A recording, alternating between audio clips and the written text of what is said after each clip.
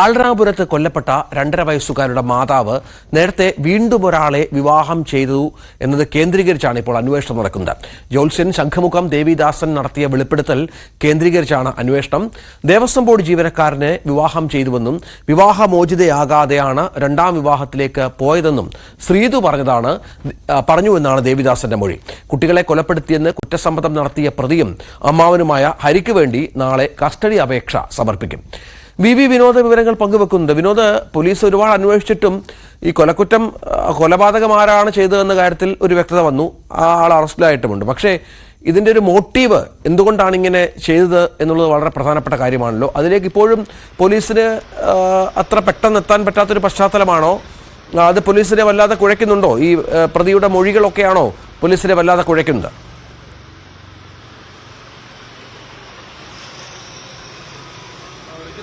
ജോത്സ്യൻ ദേവിദാസന്റെ മൊഴി കേന്ദ്രീകരിച്ചാണ് ഇപ്പോൾ അന്വേഷണം പുരോഗമിക്കുന്നത്. കാരണം ദേവിദാസൻ പറയുന്നത് ഏതാണ്ടൊരു 6 മാസം മുൻപ് ശ്രീതു തന്റെ വീട്ടിലേക്ക് വന്നിരുന്നു. കരിക്കകത്താണ് വീട്. സമീപത്തെ ക്ഷേത്രത്തിൽ വന്ന ശേഷമാണ് തന്നെ കാണാൻ വന്നത്. ഒപ്പം ഒരാളുണ്ടായിരുന്നു. ഈ വിവാഹിതയായി എന്ന കാര്യമാണ് ശ്രീതു പറയുന്നത്. പുനർവിവാഹിതയായി. ആദ്യത്തെ വിവാഹബന്ധം വേർപെടുത്തിയോ എന്ന് ജോത്സ്യൻ ചോദിക്കുമ്പോൾ അങ്ങനെ വേർപെടുത്തിയില്ല എന്ന കാര്യം പറയുന്നുണ്ട്.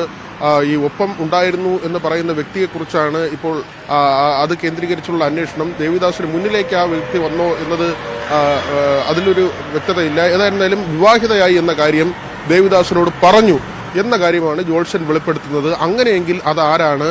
ശ്രീതുവിന് ദേവസ്വം ബോർഡിൽ താൽക്കാലിക ജോലി ഉണ്ടായിരുന്നു. ദേവസ്വം ബോർഡിൽ തന്നെ ഉള്ള ഒരാളാണ് തന്നെ വിവാഹം കഴിച്ചതെന്നും ഇപ്പോൾ കോട്ടുകാൽ കോടത്തെ വീട്ടിലേക്ക് പോകാറില്ലെന്നും മറ്റൊരു വീട് വാടകയ്ക്കെടുത്ത് താമസിക്കുന്നതുമൊക്കെ ഉള്ള കാര്യങ്ങൾ പറഞ്ഞു. ആ തരത്തിലാണ് ജോത്സ്യന്റെ മൊഴി വന്നിട്ടുള്ളത്. അതുകൊണ്ട് തന്നെ ഈ കുട്ടിയെ കൊലപ്പെടുത്തുന്നതിന് പിന്നിൽ മറ്റെന്തെങ്കിലും കാരണമുണ്ടോ? കുട്ടിയെ ഒഴിവാക്കാൻ ഇങ്ങനെ ഒരു വിവാഹബന്ധം അത് സത്യമാണോ?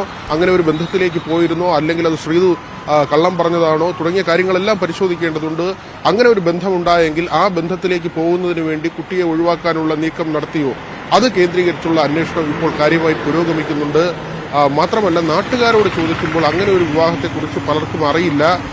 അതിലും ഒരു വ്യക്തത വരേണ്ടതുണ്ട്. കാരണം ഈ നാട്ടുകാർ അറിയാതെ പോയതാണോ, അല്ലെങ്കിൽ അവിടെ ഉള്ള നാട്ടുകാരിൽ കുറച്ചു പേർക്കെങ്കിലും ഈ കാര്യത്തെക്കുറിച്ച് അറിവുണ്ടോ? ഇതെല്ലാം തന്നെ പരിശോധിക്കേണ്ടതുണ്ട്. ശ്രീതു പലരിൽ നിന്നായി പണം വാങ്ങിയിരുന്നത് ദേവസ്വം ബോർഡിൽ ജോലി തരപ്പെടുത്തി കൊടുക്കാമെന്ന വാഗ്ദാനം നൽകിയാണെന്നുള്ള വിവരം പുറത്തു വരുന്നുണ്ട്.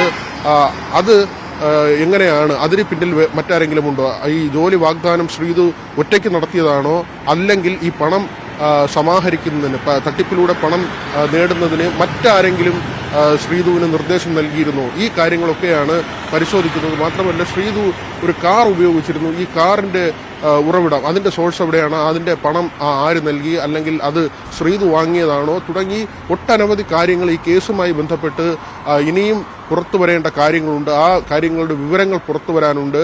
ഒരു കൊലപാതകിയെ പിടികൂടി എന്നത് പോലീസിനെ സംബന്ധിച്ച് വലിയ നേട്ടമാണ്. കാരണം കുറ്റസമ്മതം നടത്തിയ പ്രതി കോടതിക്ക് മുന്നിലെത്തുകയും റിമാൻഡിൽ പോവുകയും ചെയ്തു. അടുത്ത ദിവസം കസ്റ്റഡി അപേക്ഷ സമർപ്പിക്കുന്നുണ്ട്. ഇയാളെ വിശദമായി ചോദ്യം ചെയ്യേണ്ടതുണ്ട്. ഡോക്ടർമാരുടെ സാന്നിധ്യത്തിലായിരിക്കും ചോദ്യം ചെയ്യുന്നത്. കാരണം പ്രതിക്ക് മാനസികമായ ചില വെല്ലുവിളികളുണ്ട്. പക്ഷേ ഈ ഹരികുമാറിനെ കൊണ്ട് ശ്രീതു ചെയ്യിച്ചതാണോ, അല്ലെങ്കിൽ മറ്റാരെങ്കിലും ഇതിന് പിന്നിൽ ഇടപെട്ടിരുന്നോ? കാരണം ഈ ഇളയ കുട്ടിയെ ഒഴിവാക്കുന്നതിന് വേണ്ടിയുള്ളൊരു നീക്കമുണ്ടായി. അത് ഹരികുമാർ അങ്ങനെ ചെയ്യില്ല എന്ന് നാട്ടുകാർ ഉറപ്പിച്ചു പറയുന്നു. കാരണം കൃത്യം നടത്തിയിട്ടുണ്ടാകാം, കൊലപാതകം നടത്തിയിട്ടുണ്ടാകാം, പക്ഷേ ബുദ്ധിപൂർവ്വം അതിലേക്ക് അയാളെ കൊണ്ടുവന്നതാകാം എന്നൊരു സംശയം നാട്ടുകാരിൽ പലരും ഉന്നയിക്കുന്നുണ്ട്. ആ ഒരു സംശയം പോലീസിനുമുണ്ട്. അതുകൊണ്ട് തന്നെയാണ് ഇത് കേന്ദ്രീകരിച്ചുള്ള അന്വേഷണവുമായി ഇപ്പോൾ ഈ പോലീസ് മുന്നോട്ട് പോകുന്നത്. ശ്രീതു മഹിളാ മന്ദിരത്തിലാണ് സംരക്ഷണയിലുള്ളത്. ശ്രീതുവിനെ കഴിഞ്ഞ ദിവസങ്ങളിലെല്ലാം തന്നെ ചോദ്യം ചെയ്തു. ജോത്സ്യനെ ചോദ്യം ചെയ്തു.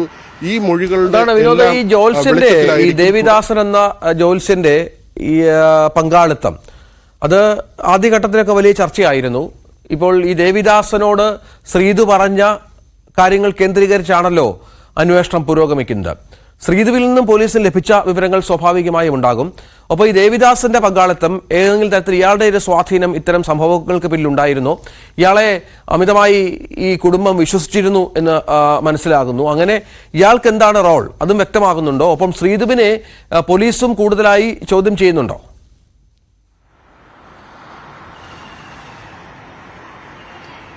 രഞ്ജിത്ത്, തുടർച്ചയായ ദിവസങ്ങളിൽ ഇവരെല്ലാം തന്നെ പോലീസ് ചോദ്യം ചെയ്യുകയാണ്. കഴിഞ്ഞ ദിവസവും അതിന് തലേന്നും ഒക്കെ തന്നെ ഈ ചോദ്യം ചെയ്യൽ തുടരുന്നുണ്ട്. കാരണം പ്രതിയെ കിട്ടിയതുകൊണ്ട് മാത്രം ഈ അന്വേഷണം പോലീസ് അവസാനിപ്പിക്കുന്നില്ല. ഇതിന്റെ മോട്ടീവ് എന്താണെന്നറിയണം. എന്ത് സാഹചര്യത്തിലാണ് അവിടെ പറയപ്പെടുന്ന ഒരു കാര്യം, സഹോദരനും സഹോദരിയും തമ്മിലുള്ള ഒരു സെക്ഷൽ റിലേഷൻ, അതിന് തന്നിലേക്കുള്ള ശ്രദ്ധ, സഹോദരിയുടെ ശ്രദ്ധ കുറയുന്നതായി ഹരിക്ക് തോന്നുകയും അതിന്റെ അടിസ്ഥാനത്തിൽ കുഞ്ഞിനെ കൊലപ്പെടുത്തുകയും ചെയ്തു എന്ന ഒരു വെളിപ്പെടുത്തലാണ് ഉണ്ടായത്. പക്ഷേ അത് മാത്രമാണോ? എഴുത്തും വായനയും പോലും കൃത്യമായി അറിയാത്ത ഹരി ഒരു കടയിൽ ഒരു സാധനം വാങ്ങാൻ പോയാൽ തിരിച്ച് അതിന്റെ ബാലൻസ് കൊടുത്താൽ അതുപോലും എണ്ണി തിട്ടപ്പെടുത്താൻ അറിയാത്ത ഒരാൾ, അയാൾ എങ്ങനെയാണ് വാട്സപ്പിൽ സന്ദേശം അയക്കുന്നതെന്ന ഒരു സംശയം വന്നു. പക്ഷേ വോയിസ് ചാറ്റുകൾ ഇവർ അയച്ചിരുന്നു എന്നതാണ്. കൂടുതലും ശ്രീതുവിൽ നിന്നുള്ള നിർദ്ദേശങ്ങളാണ് ഹരിക്ക് ലഭിച്ചിരുന്നത് എന്നാണ് മനസ്സിലാക്കുന്നത്. അവിടെയാണ് സംശയങ്ങൾ ഉണ്ടാകുന്നത്. ശ്രീതുവിന്റെ ഈ മെസ്സേജുകളെല്ലാം തന്നെ ശ്രീതുവിന്റെ ഫോണിൽ ഡിലീറ്റ് ചെയ്ത നിലയിലായിരുന്നു. പക്ഷേ പലതും ഹരിയുടെ ഫോണിൽ ഉണ്ടായിരുന്നു. അതുകൊണ്ട് തന്നെയാണ് ഇവരുടെ ചാറ്റുകൾ സംബന്ധിച്ച് പോലീസിന് ആദ്യം തന്നെ വിവരം ലഭിക്കുകയും പ്രതിയിലേക്ക് എത്താൻ കഴിയുകയും ചെയ്തത്. അതിനപ്പുറത്തേക്ക് വേറെ മൂന്നാമതൊരാളുടെ ഇടപെടൽ ഇതിലുണ്ടോ എന്നതാണ് സംശയിക്കപ്പെടുന്നത്. കാരണം ഇങ്ങനെ ഒരു വിവാഹം നടന്നു എന്ന് പറയുകയും ആദ്യത്തെ വിവാഹം അത് ഒഴിവാക്കിയിരുന്നില്ല, വിവാഹമോചനം നേടിയില്ല, അതിനപ്പുറത്തേക്ക് ആ ബന്ധം നിലനിർത്തിക്കൊണ്ട് തന്നെ ഇങ്ങനെ ഒരു വിവാഹത്തിലേക്ക് പോയി എന്ന് ശ്രീതു പറയുമ്പോൾ ആ വ്യക്തി ആരാണ്? ആ വ്യക്തിക്ക് എന്തെങ്കിലും പങ്കുണ്ടോ? ഇവർ തമ്മിൽ ഈ സാമ്പത്തിക ഇടപാടൊക്കെ നടക്കുന്നത് കൊണ്ട് തന്നെ ഒറ്റയ്ക്ക് ഒരു യുവതി നടത്തിയ തട്ടിപ്പായി മാത്രം ഇതിനെ കാണാൻ കഴിയുന്നില്ല. അതുകൊണ്ട് തന്നെ ഇതിന് പിന്നിൽ മറ്റാരെങ്കിലും ഉണ്ടോ തുടങ്ങി ഒരുപാട് സംശയങ്ങൾ, ഒട്ടനവധി കാര്യങ്ങൾ ഇതിന് പിന്നിൽ ഉള്ളതായി കരുതുന്നു. അതുകൊണ്ട് തന്നെ അതെല്ലാം പുറത്തു വരണം. അതിന് ഈ ഫോൺ സംഭാഷണങ്ങൾ, ഇവരുടെ യാത്രകൾ, ഇവർ ഒരുമിച്ച് താമസിച്ച സ്ഥലങ്ങൾ, ഇതെല്ലാം തന്നെ പരിശോധിക്കണം. മറ്റേതെങ്കിലും വീട്ടിൽ ഇവർ വാടകയ്ക്ക് താമസിച്ചെങ്കിൽ ആ വീട്, ഇവർ ഉപയോഗിച്ച വാഹനം, അതിന്റെ ഡീറ്റെയിൽസ്, ഇവർ പണം വാങ്ങിയത് ആരുടെ പേര് പറഞ്ഞാണ് തുടങ്ങി നിരവധി കാര്യങ്ങൾ അവശേഷിക്കുന്നുണ്ട്. പ്രതിയെ കിട്ടിയതുകൊണ്ട് മാത്രം പോലീസ് അന്വേഷണം അവസാനിപ്പിക്കുന്നില്ല. രഞ്ജിത്ത്, അതാണ് സാഹചര്യം. ഏതായാലും ഈ കേസുമായി ബന്ധപ്പെട്ട അന്വേഷണത്തിലാണ് പോലീസ്. കൂടുതൽ ചോദ്യം ചെയ്യലുകൾ ഇപ്പോഴും പുരോഗമിക്കുകയാണ്. വി വിനോദാണ് വിവരങ്ങൾ പങ്കുവച്ചത്. മറ്റു വാർത്തയിലേക്ക് പോയാൽ, മാന്നാറിൽ വൃദ്ധ ദമ്പതികളെ ചുട്ടുകൊന്ന സംഭവത്തിൽ പ്രതി വിജയനെ ഇന്ന് കോടതിയിൽ ഹാജരാക്കും. തെളിവെടുപ്പ് നടപടികൾ പൂർത്തീകരിച്ച ശേഷമാണ് പ്രതിയെ ഇന്ന് കോടതിയിൽ ഹാജരാക്കുക. ഇന്നലെ വൈകിട്ടോടെയായിരുന്നു പ്രതിയെ വീട്ടിൽ എത്തിച്ച് തെളിവെടുപ്പ് നടത്തിയത്. സ്വത്തുതർക്കെ തുടർന്നാണ് പിതാവ് രാഘവനെയും അമ്മ ഭാരതിയെയും കൊലപ്പെടുത്തി എന്ന് പ്രതി മൊഴി നൽകിയിരിക്കുന്നത്. അതേസമയം മരിച്ച വൃദ്ധ ദമ്പതികളുടെ സംസ്കാരം ഇന്ന് നടക്കും. രാവിലെ 10 മണിയോടെ മാന്നാറിലെ വീട്ടുവളപ്പിലാണ് സംസ്കാരം. പോസ്റ്റ്മോർട്ടം നടപടികൾക്ക് ശേഷം ഇന്നലെ തന്നെ മൃതദേഹം ബന്ധുക്കൾക്ക് വിട്ടു നൽകിയിരുന്നു. ശരണ്യ സ്നേഹജൻ വിവരങ്ങൾ പങ്കുവെക്കുന്നുണ്ട്. ശരണ്യ, വലിയ നാടിനെയൊക്കെ വലുതായി ഞെട്ടിപ്പിച്ച ഒരു സംഭവമായി ഇത് മാറിയിട്ടുണ്ട്. നേരത്തെ നമുക്ക് മനസ്സിലാക്കാൻ സാധിക്കുന്ന, ഇന്നലെ ഇയാൾ ഈ മാതാപിതാക്കളെ മർദ്ദിച്ചു